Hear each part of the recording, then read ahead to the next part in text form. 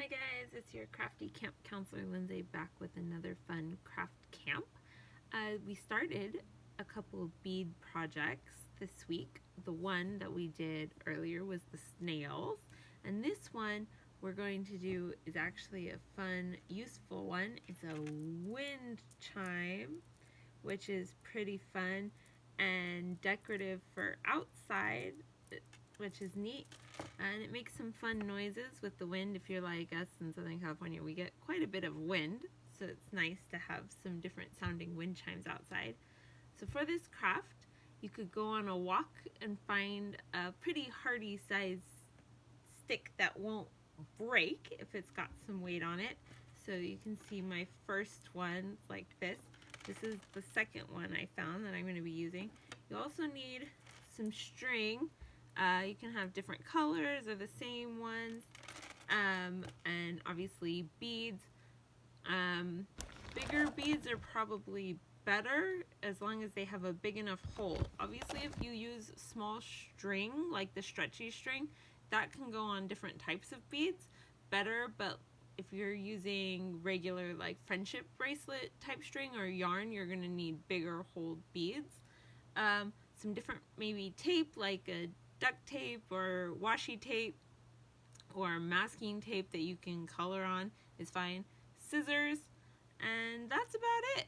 So I'm just going to show you how to set it up, and then because it's kind of a craft that takes a little while, which is nice because it is good hand-eye coordination and stringing beads and patterns and textures, all that kind of things. So I have my stick, and to make my hanging, I'm just going to pick one. So I have a lot of leftover strings of things, so I like to use leftover strings. So I'm just going to tie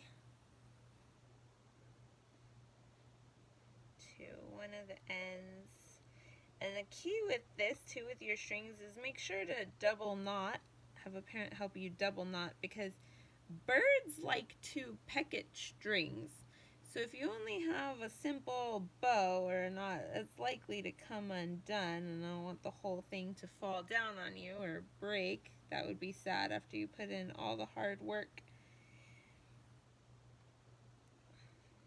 So here's my one double knot on that side, and then I'm just going to come around, and this one's going to be obviously a little bit shorter than my other one, but that's okay. I like to finish off some of my old strings that really aren't long enough for me to do like friendship bracelets or anything with.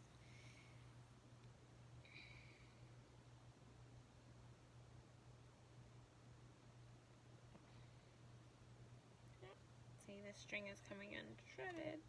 But that is also why I encourage you to use some bigger beads, just because if your string starts unshredding and you try to put it in a smaller bead, that's not going to work. See, there's that. Okay, so the next thing is obviously just to pick a different color string and some beads, whatever color beads you want to do. You can do like patterns, or obviously on my sample one I kind of did the colors by whatever string and different color washi tape they had, but you could always do something different.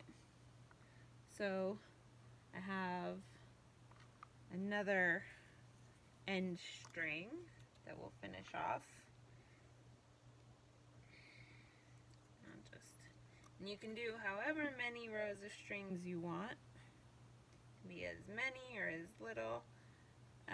Just keep in mind, the more you put on, the heavier it will be.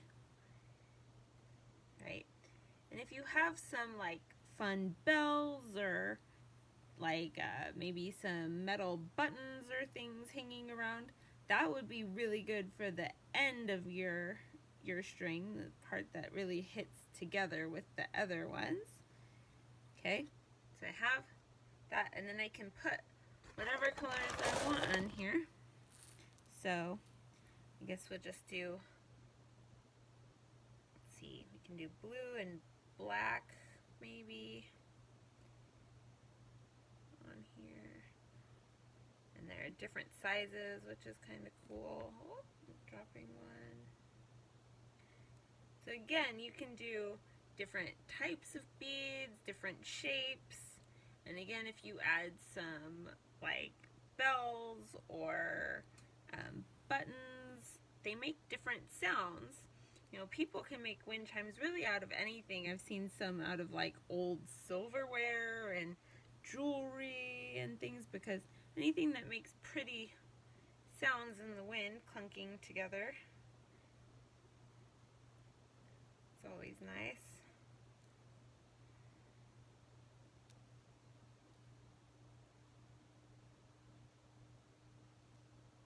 I have some smaller blue ones.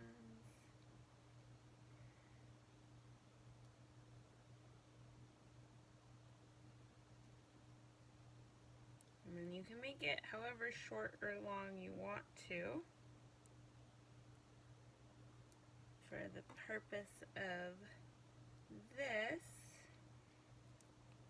I'm just going to do a couple more. I'll grab a couple more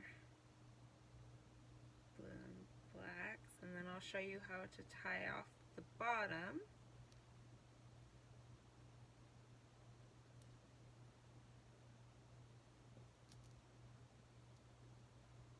Okay, so then since I started with blue, we'll end with blue.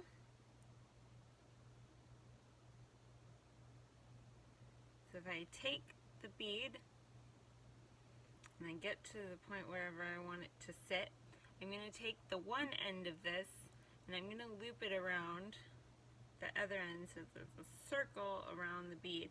And we're going to basically tie on one side of the bead, and then we're going to circle around again, because this will not make a knot on it.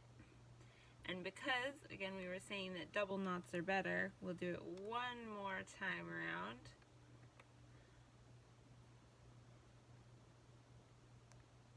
And then